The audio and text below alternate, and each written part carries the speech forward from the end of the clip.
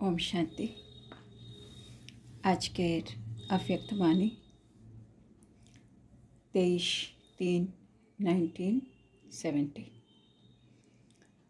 সত্যিকারের হোলি পালন করা অর্থাৎ অতীতকে অতীত করা। তো বাবা এইখানে বড় বড় যে দিদিরা আছেন, মানে এখন যাদেরকে আমরা দাদি বলে ডাকি, তখন 1970 সালে বাবা বড় বড় দিদিদেরকে চিন্দি পড়াচ্ছিলেন, মানে টিকলি পড়াচ্ছিলেন আর তাদের সাথে কথা বলছিলেন। তো আগের দিন আমরা পড়েছি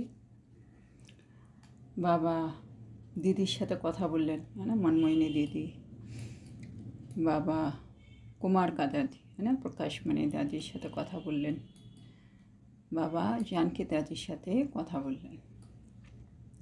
মানে সবাইকে ওই টিকলি পড়াচ্ছে, চিন্দি পড়াচ্ছে আর তাদের সাথে কথা বলছেন।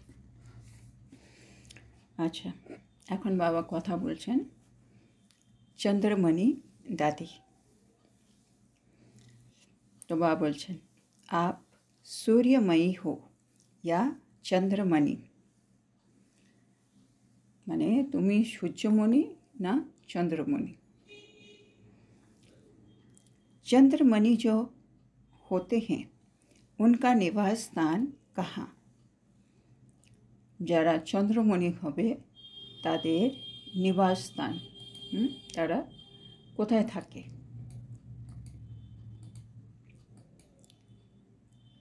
और सूर्यमणियाँ जो होते हैं उनका निवास स्थान कहाँ होता है? और যারা সূর্যমণি হয় তাদের নিবাস স্থান কোথায় হয়? आप कौन सी मणि हो? বাবা এবার চন্দ্রমণি দাদিকে জিজ্ঞেস করছে কি তুমি কোন ধরনের মণি, মানে সূর্যমণি না চন্দ্রমণি, কোন ধরনের মণি? তো দাদি বললেন दोनों ही, মানে দু রকমই মণি আমি, মানে শক্তি रूप भी है और शीतल रूप भी है। মানে সূর্যমণি মানে শক্তি রূপ আর চন্দ্রমণি মানে শীতল রূপ। তার মানে উনি বলছেন আমার মধ্যে দুটোই আছে, মানে শক্তি রূপও আছে আর শীতল রূপও আছে। इसलिए कहती है सूर्यमणि भी हूँ और चंद्रमणि भी हूँ। ও সেজন্য এরকম বলছো, হ্যাঁ, কি আমি সূর্যমণিও আছি আর চন্দ্রমণিও আমি রয়েছি। अभी नॉलेज तो आ गई है लेकिन स्थिति तो नहीं है ना। তো বাবা এখন দেখছেন আর বলছেন নলেজ তো এসে গেছে, হ্যাঁ না, শক্তি স্বরূপ শীতল রূপ যা যা আছে এগুলো আমরা এখন নলেজ দিয়ে বুঝে ফেলেছি, লেকিন কিন্তু স্থিতি এখনও তৈরি হয়নি, মানে স্থিতিতে প্র্যাকটিক্যাল রূপে আমরা শক্তি স্বরূপ শীতল রূপ ওই জিনিসগুলো এখন আসেনি, মানে বাবা দাদিকে বলছেন।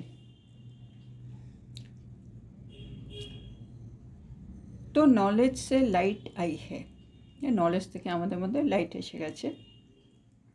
अभी माइट नहीं आई है, এখনও মাইট আসেনি, মানে সেই শক্তিটা এখনও আসেনি।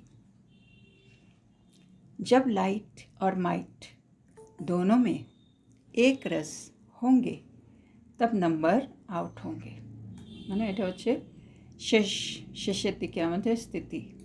যখন আমাদের লাইট আর মাইট উভয়ের ক্ষেত্রেই আমরা একরস হয়ে যাব তখন বাবা বলছে নাম্বার আউট হবে, মানে কে কোন নম্বরের মানকা হবে মালার মধ্যে সেটা তখন বেরোবে। কখন? যখন লাইট আর মাইট দুটোই আমাদের মধ্যে একরস স্থিতি হয়ে যাবে দুটোরই। अभी औरों को भी नॉलेज की लाइट दे सकती हो, माइट नहीं दे सकती हो।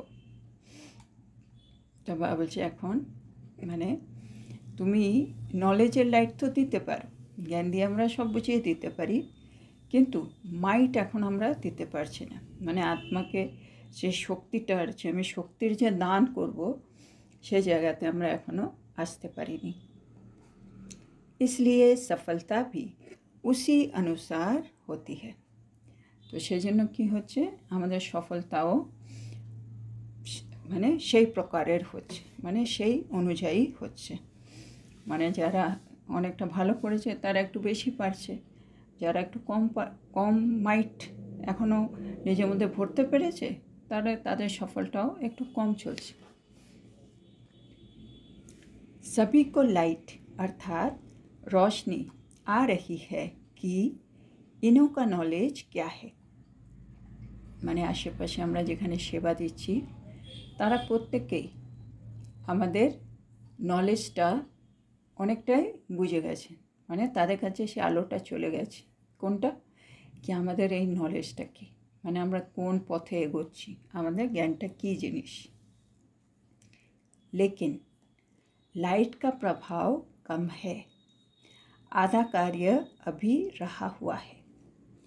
মানে সবাই বুঝতে পারছে, হ্যাঁ না, বাবা বারে বারে মূল্য দেওয়া বলেন, ব্রহ্মাকুমারীরা খুব ভালো কাজ করছে, তাদের জ্ঞানটা ভালো, কিন্তু এটা হচ্ছে বাবা বলছে আর্ধেক কাজ হয়েছে, এখনও পুরো কাজ হয়নি। মানে এই কাজটার পেছনে যে সোর্স, ভগবান এই কাজটা করাচ্ছেন, ভগবান সবার জন্য এসছেন, ভগবান সকলকে বর্ষা দিতে এসছেন, সে জিনিসগুলো এখনও ওইভাবে আত্মার কাছে পৌঁছেনি। সেটা ইভেন আমরা নলেজটাও দিচ্ছি, নলেজের লাইটটাও সবার কাছে পৌঁছে গেলেও এখনও পৌঁছোয়নি, কিন্তু লাইটের প্রভাবটা এখনও পড়েনি। হ্যাঁ না, মানে ওরা ভাবছে এটা ব্রহ্মকুমারীর নলেজ, এটা যে শিব বাবার নলেজ, ওই হিসেবে এখনও এই নলেজটা আত্মাদের কাছে পৌঁছয়নি। সেটা বাবা বলছে লাইটের প্রভাবটাও এখনও কম আছে। মাইট দেনে মে নাম্বার 1 ইয়ে বনেঙ্গি। বাবা দাদিকে বলছে মানে তুমি মাইট দেওয়ার ক্ষেত্রে তুমি নাম্বার 1 হবে। कोई कोई का लाइट देने में नंबर आगे है, कोई का माइट देने में नंबर आगे है, कोई दोनों में है। বাবা সবাইকে দেখে বলছেন কারো কারো নম্বর এগিয়ে আছে লাইটের ক্ষেত্রে, হ্যাঁ, তাদের মধ্যে নলেজটা খুব সুন্দর। কারো কারো মধ্যে আবার মাইটটা তাদের মধ্যে এগিয়ে আছে, মানে কিছু কিছু আত্মার মধ্যে মাইটটা অনেক ভালো আছে, সেজন্য ওরা অন্য আত্মাদের মাইট দিতে পারেন, তাদের মধ্যে শক্তি ভরতে পারেন। আবার কেউ কেউ এমনও আছে যার মধ্যে দুটোই আছে, না, যেমন মাম্মা ছিলেন, ওনার মধ্যে যেমন যোগের পাওয়ার শক্তি, সেরকমই জ্ঞানের পাওয়ারও, তো ওনার মধ্যে দুটোই ভরপুর। তো এরকম দেখছেন, বাবা দেখছেন 3 কোয়ালিটি হ্যাঁ। তাহলে বাবা দেখছে মানে বাবার বাচ্চা যারা বসে আছে তাদের মধ্যে 3 কোয়ালিটির আত্মা আছে। কারোর মধ্যে নলেজটা অনেক বেশি আছে, কারোর মধ্যে মাইটটা অনেক বেশি আছে, কারোর মধ্যে আবার দুটোই আছে। তো 3 রকম কোয়ালিটির বাচ্চারা বসে আছে। जब बाप दादा चिंदी पहनाते थे तो सभी तालियां बजा रहे थे। যখন বাবা এক একজন দাদিকে ডাকছেন, তাদেরকে চিন্দি পরিয়ে দিচ্ছেন নিজের হাতে বাপ দাদা, তখন যারা বসে আছেন তারা সব হাততালি দিচ্ছিলেন। তো বাবা বলছেন মানে হাততালি শুনে বাবা বলছেন सतयुग में बजेगी शहनाइयाँ अभी बजती है तालियाँ। ভাবছে সত্য যুগে যখন এরকমভাবে সাজানো হবে তখন তো সানাই বাজবে, এখন সঙ্গম যুগে হাততালি বাজছে। তারপরে দাদির হয়ে গেল, তারপরে আরেকজন দাদি এলেন, সেটা হলো নির্মল শান্তা দাদি। তো বাবা ওখানে বলছেন तन के रोग पर विजय प्राप्त कर रही हो। দাদি একটু অসুস্থ ছিলেন ওই সময়, তো চিকিৎসা চলছিল, জন্য বাবা বলছে দেহের রোগের উপরে তুমি विजय प्राप्त করছো। संगम पर ताज, तिलक, तख्त और सुहाग भाग सभी मिलते हैं। তো বাবা এখন বলছে সঙ্গম যুগে আমরা কী কী জিনিসের ভাগ্য পাই। তো একটা হচ্ছে মুকুট, 4টে জিনিস বাবা বলছে আমরা সঙ্গম যুগে আমাদের ভাগ্য হয় 4টে জিনিসের। তো একটা হচ্ছে মুকুট, হ্যাঁ না, আমাদের দায়িত্বের, মানে জিম্মেদারি কা তাজ। আমাদের কাছে অনেক দায়িত্ব আছে না, পুরো বিশ্বের আমরা আধার মূরত, উদ্ধার মূরত, কল্যাণকারী আত্মা, বিশ্ব পরিবর্তক আত্মা, অনেক বড় দায়িত্ব আছে। তারপরে বাবা বলছে তিলক, है ना। আজকে বাবা বরদানেও বললেন না, সকালেই অমৃতবেলা উঠে ভাগ্য বিধাতা বাবার কাছ থেকে সফলতা মুহূর্ত হওয়ার সফলতার তিলক আমাদের লাগিয়ে নিতে হবে। তিলক সিংহাসন, है ना, তখ্ত। আমরা সঙ্গম যুগে পাই বাবার দিল তখ্ত, যেটা আর কোনো যুগে আমরা পাই না। তো এই সিংহাসন পাই আর সোহাগ, है ना। বাবা আমাদের সাজেন, আমাদেরকে সাথে নিয়ে যাবেন। আমরা সব আত্মা সীতা বন্দি হয়ে পড়ে আছি, আর উনি সাজেন এসছেন আমাদেরকে উদ্ধার করে মুক্ত করে নিয়ে যাবেন। তো সঙ্গম যুগে এই সব কিছুরই ভাগ্য প্রাপ্ত হয়। एक ही समय पर सर प्राप्तियाँ बाप दादा कराते हैं। তো ভগবান এই সময় এসে এক জন্মেই সব ধরনের প্রাপ্তি আমাদেরকে করিয়ে দেন। एक जन्म की देन अनेक जन्म चलती है। আর এই একটা জন্মে আমরা যা যা বাবা থেকে প্রাপ্ত করি সেগুলো কিন্তু বহু জন্ম ধরে চলতে থাকে। वैसे बच्चों को फिर अनेक जन्मों के हिसाब किताब एक जन्म में चुक्त करने हैं। বাবা দেখো, একটা বলছে মানে একটা জন্মে আমি যা প্রাপ্তি করছি এটা বহু জন্ম চলবে, হ্যাঁ না। যেমন বলে 21 জন্ম ধরে আমাদের প্রালবটা চলবে। একইভাবে বাবা বলছে আমরা বাচ্চারা আমাদেরকে এই একটা জন্মেই আমাদের আবার এই পেছনে 23 জন্ম যে আমাদের এত বড় হিসেব নিকেশ আছে, ওইগুলোকে কিন্তু আমাদেরকে চুক্ত করতে হচ্ছে। তো এদিকে আমার এক জন্মে এত প্রালব, আবার ওই একটা জন্মেই আমাকে এই যে আমার যে হিসেব নিকেশ আছে সেগুলোকে কিন্তু চুক্ত করতে হচ্ছে। তো ये एक जन्म का अनेक जन्म चलता है। তো এই এক জন্মের আমাদের যে প্রাপ্তি সেগুলো কিন্তু অনেক জন্ম ধরে চলে। वो अनेक जन्मों का एक जन्म में ख़त्म होता है।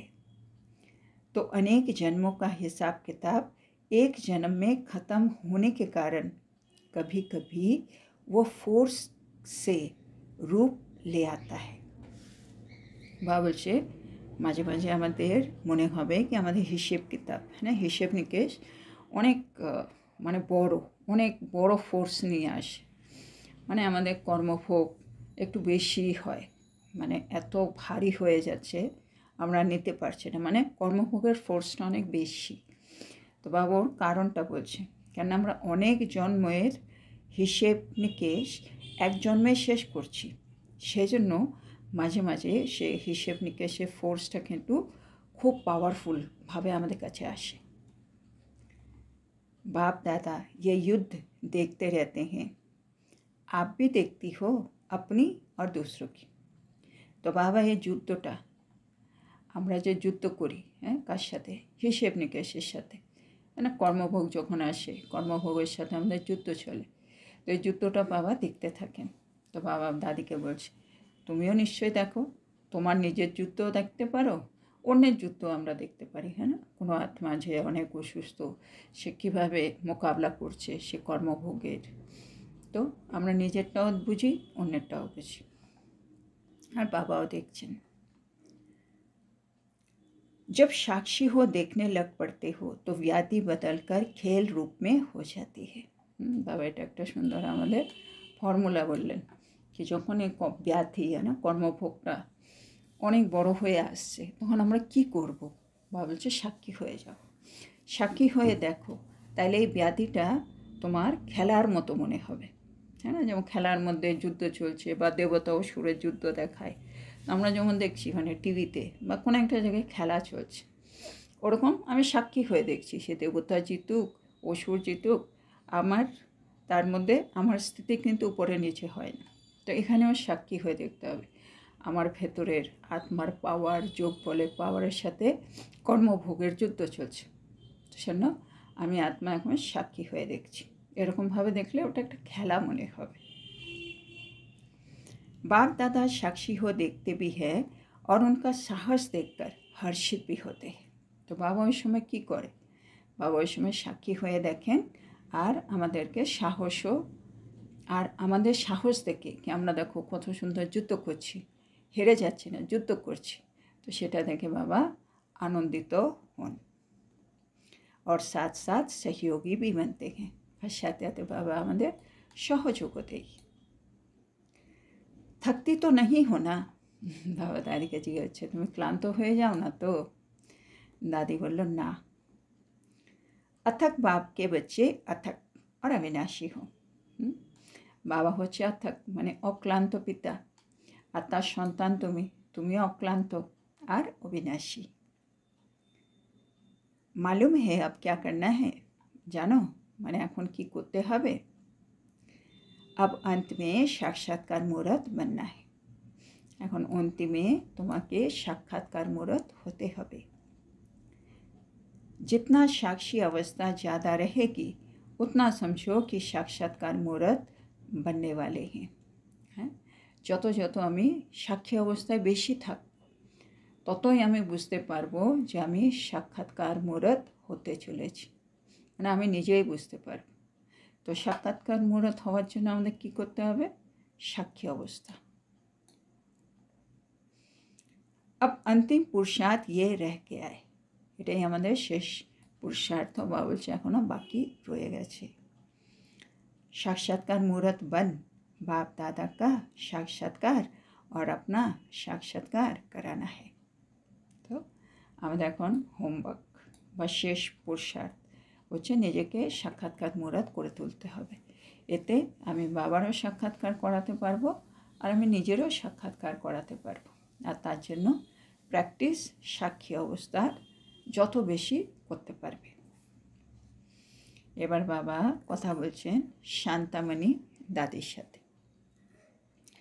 श्रेष्ठता लाने के लिए मुख्य गुण कौन सा है? বাবা বলছে আমরা সবাই তো শ্রেষ্ঠ আত্মা, তো শ্রেষ্ঠ আত্মা হতে গেলে শ্রেষ্ঠত্বর জন্য मुख्य কোন গুণ প্রয়োজন? जितनी स्पष्टता होती उतनी श्रेष्ठता आती है। তো শ্রেষ্ঠতা হওয়ার জন্য মুখ্য গুণ যেটা লাগবে সেটা হচ্ছে স্পষ্টতা। ভাবছেন যত স্পষ্টতা থাকবে ভেতরে অতই আমি श्रेष्ठ आत्मा হয়ে যাব। जो स्पष्ट होता है वही सरल और श्रेष्ठ होता है। তো বাবা বলছেন যে স্পষ্ট হয় সেই সরল হয় আর শ্রেষ্ঠ হয়। स्पष्टता श्रेष्ठता के नज़दीक है, মানে স্পষ্টতা থাকলে শ্রেষ্ঠতা আসবে, স্পষ্টতা শ্রেষ্ঠতার অনেক কাছে থাকে। और जितनी स्पष्टता होती है उतनी सफलता भी होती है। সেই জন্য মানে স্পষ্টতা শ্রেষ্ঠতার খুব কাছে থাকে, সেজন্য যত বেশি স্পষ্টতা হবে আমি আত্মা অত বেশি সফলতাও পাব।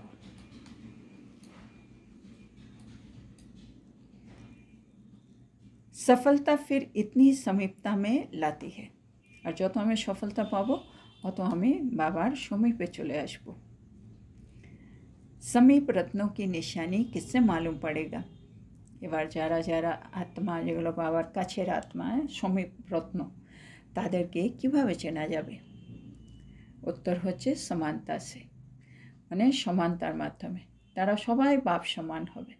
তো কে কতটা বাপ সমান হয়েছে সেটা দেখে আমি বুঝতে পারবো कि সে আত্মা বাবার কত সমীপ রত্ন। बाप दादा के संस्कारों की समानता से समीपता का मालूम पड़ता है। হ্যাঁ, এটাই হচ্ছে কারণ। বাপ দাদার সংস্কারের সমানতা যখন আমার মধ্যে চলে আসবে তার মানেই আমি একটা সমীপ আত্মা বা সমীপ রত্ন হলাম। তো समानता समीपता की निशानी है। তো সুতরাং কি বোঝা গেল?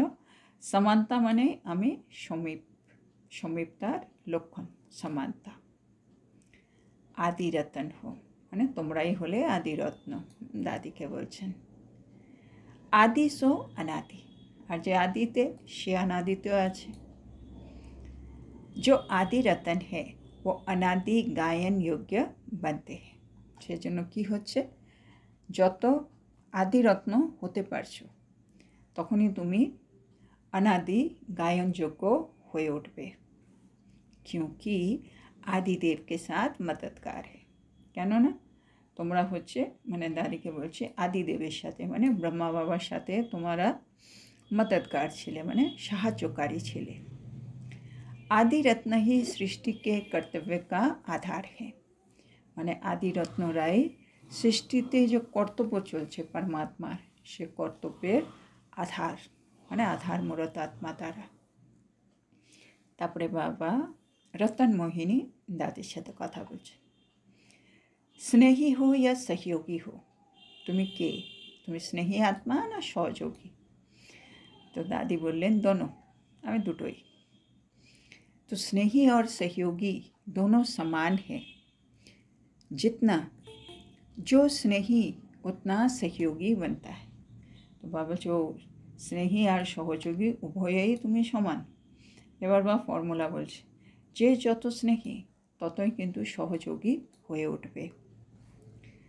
স্নেহী सहयोग के सिवाय रह नहीं सकता।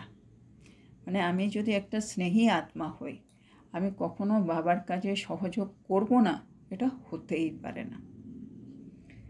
जितना स्नेही है उतना सहयोगी है, সেজন্য স্নেহী হলেই সহযোগী হবে। সেজন্য বাবা বারে বারে বলেন না নতুন যে আত্মারা আসছে তাদেরকে আগে স্নেহী করে তোলো, স্নেহী করতে পারলেই তারা সহযোগী অটোমেটিক হবে। আর উতনা হি শক্তি রূপী হে, তাহলে বাবা বলছে যত স্নেহী তত সহযোগী, আর যত সহযোগী হবে বাবার কর্তব্যে তত আত্মা শক্তিরূপ হয়ে যাবে। तो तीनटेई कनेक्टेड। जब स्नेह सहयोग और शक्ति तीनों ही समानता होती है तब समाप्ति होती है। और शेष समय अवधि যখন স্নেহ সহযোগ আর শক্তি তিনটেই সমান হয়ে যাবে তার মানে সেটা হচ্ছে সমাপ্তির সময়। इस समय डबल ताजदारी हो कि भविष्य में बनेंगे, মানে এই সময় কি তুমি মানে ডবল মুকুট পেয়ে গেছো না ভবিষ্যতে ডবল মুকুট পাবে। সঙ্গম पर डबल ताजदारी हो, মানে সঙ্গমে কি ডবল মুকুটধারী আমরা হয়েছি নাকি? कौन डबल ताजधारी है, कौन सा डबल ताज? বাবা বলছে কোনটা ডবল, মানে কোন ডবল মুকুটের কথা বাবা বলছে। ডবল মুকুটধারী সঙ্গম যুগে হয়েছি, তো বাবা কোন মুকুটের কথা বলছেন ও বাবা বোঝাচ্ছেন। एक है स्नेह का और दूसरा है सर्विस का। तो একটা হলো স্নেহের মুকুট, মানে বাবাকে আমরা স্নেহ করি সে একটা মুকুট, আর দ্বিতীয়টি হলো বাবা বলছে সার্ভিসের মুকুট, है ना, সেবার মুকুট, আমরা কত বাবার সেবা করব। तो दूसरा है सर्विस का ताज यानी जिम्मेदारी का ताज, तो द्वितीयটা হলো সার্ভিসের মুকুট মানে দায়িত্বর মুকুট। वो स्थूल है और वो सूक्ष्म है। स्नेह का ताज सूक्ष्म है, तो दायित्वेर मुकुट যেটা সেটা স্থূল মুকুট, সেটা বোঝা যায় কে কোন দায়িত্বে আছে।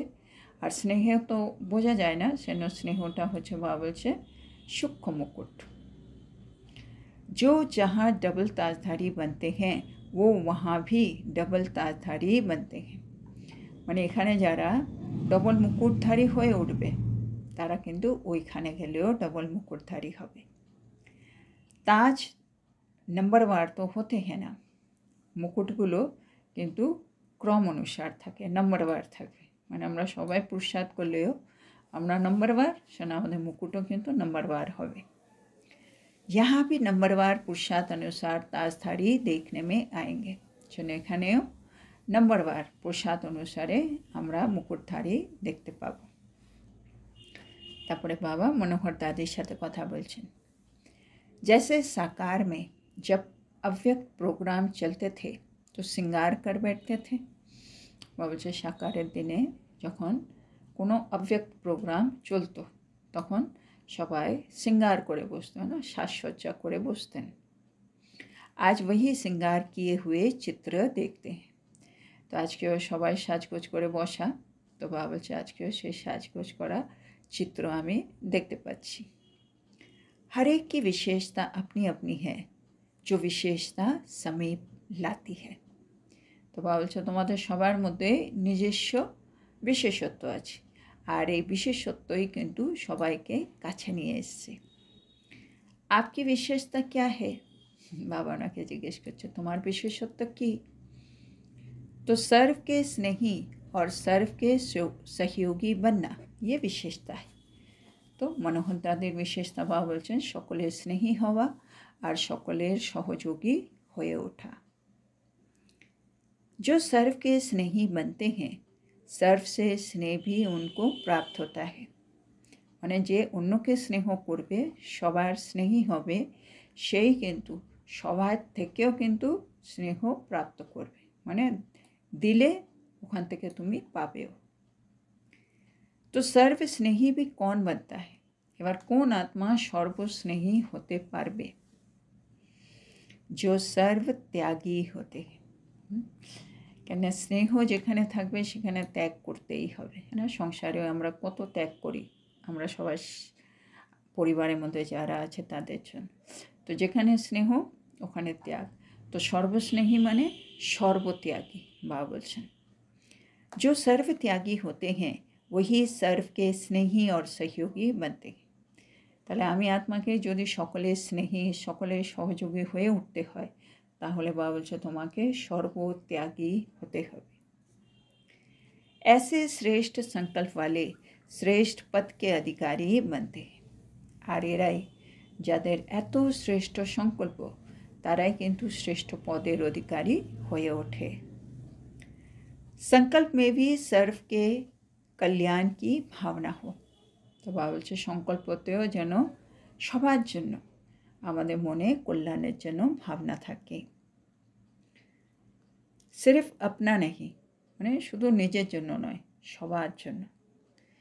ऐसे ही सर्व प्राप्तियों के अधिकारी बनते हैं।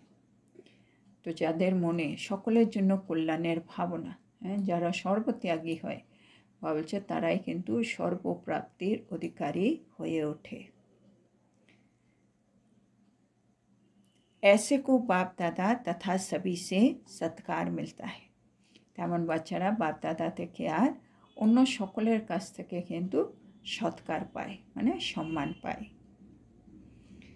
सत्कार का अधिकार लेना ये भी बहुत बड़ी बात है। মানে সকলের কাছ থেকে সৎকার পাওয়া, এই সৎকার পাওয়ার অধিকারটা পাওয়া এটা একটা বড় ব্যাপার। আচ্ছা, তো বাবা বলছে আচ্ছা, তার মানে এখানে আজকের এই মুরলিটা কমপ্লিট হলো। তো আজকে বাবা কিছু দাদির সাথে কথা বললেন। তো এক ছিলেন চন্দ্রমণি দাদি। তো চন্দ্রমণি দাদিকে বললেন যে লাইট তো এসে গেছে এখনও, কিন্তু এখনও মাইট আসেনি, স্থিতি ওই রকম এখনও তৈরি হয়নি। যখন লাইট আর মাইট উভয় ক্ষেত্রেই একরস হয়ে যাবে তখন আমাদের নাম্বার আউট হবে। তারপরে নির্মল শান্তা দাদির সাথে বাবা কথা বললেন কি আমরা এখন এক জন্মে বহু জন্মের প্রাপ্তি করতে চলেছি, একইভাবে এখন আমাদের এক জন্মে অনেক জন্মের হিসেব নিকাশও কিন্তু কমপ্লিট করতে হবে। সেই জন্য মাঝে মাঝে আমাদের এই হিসেব নিকেশের ফোর্স অনেক বেশি থাকবে। এটা একটা যুদ্ধ, আর এই যুদ্ধতে এই মানে এই ব্যাধির যখন খেলা চলবে তখন আমাকে সাক্ষী হয়ে ওটাকে দেখতে হবে। তো যদি আমি সাক্ষী হয়ে থাকি তখন বাবা আমার সহযোগী হবেন। আর বাবা বলছে এই হিসেব নিকাশ চুক্ত করতে আর কি, আমাদের কর্মভোগ চুক্ত করতে কখনো আমরা যেন ক্লান্ত না হয়ে যাই। কেন? কারণ আমরা অক্লান্ত বাবার সন্তান, আমরাও অক্লান্ত আর অবিনাশী। সেখানে বাবা বলছে যত তুমি সাক্ষী অবস্থায় থাকবে অতই তুমি সাক্ষাৎকার মূরত হতে পারবে। আর সাক্ষাৎকার মূরত হলে আমি বাবারও সাক্ষাৎকার করাতে পারবো, নিজেরও করাতে পারবো। তারপরে বাবা শান্তামণি দাজির সাথে কথা বলে বললেন শ্রেষ্ঠতা আমার মধ্যে কি করে আসবে? যখন আমার মধ্যে স্পষ্টতা থাকবে।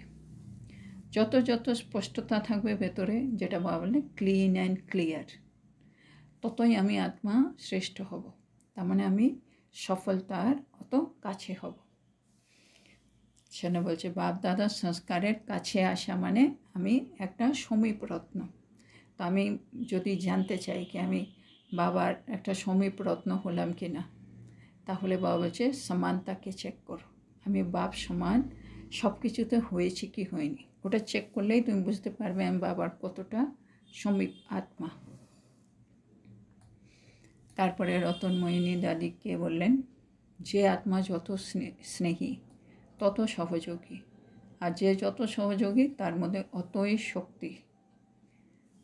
আর বললেন সঙ্গম যুগে ডবল মুকুট আছে, একটা স্নেহের মুকুট, একটা হলো সার্ভিসের মুকুট মানে দায়িত্বর মুকুট, একটা স্থূল মুকুট, একটা হলো সূক্ষ্ম মুকুট। তারপরে মনোহর দাদির সাথে কথা বলে বাবা বললেন কি যে সকলের স্নেহী হতে পারবে সে কিন্তু সকল থেকে স্নেহ প্রাপ্ত করতে পারবে। আর সে সকলের স্নেহী হতে হলে কি করতে হবে, সর্বত্যাগী হতে হবে। তো সকলের জন্য কল্যাণের ভাবনা রাখতে হবে। তো এইভাবেই আমি আত্মা মানে যে সর্বত্যাগী হবে, সকলের জন্য কল্যাণের ভাবনা রাখবে, সে আত্মা আস্তে আস্তে সর্বপ্রাপ্তির অধিকারী হয়ে উঠবে। আর তখন সে বাবার থেকে এবং সকলের থেকে সম্মান পাবে, সৎকার পাবে। মানে এই সঙ্গম যুগে সৎকার পাওয়া, হ্যাঁ, বাপ দাদা থেকে সকল থেকে, এটাও একটা অনেক বড় ব্যাপার। তো আজকের এত সুন্দর শিক্ষার জন্য আমরা আমাদের প্রিয় শিব বাবাকে বলবো ধন্যবাদ বাবা, ধন্যবাদ। ওম শান্তি। ধন্যবাদ বাবা, ধন্যবাদ। গুড নাইট বাবা, গুড নাইট বাবা, গুড নাইট বাবা। ওম শান্তি, ওম শান্তি, ওম শান্তি।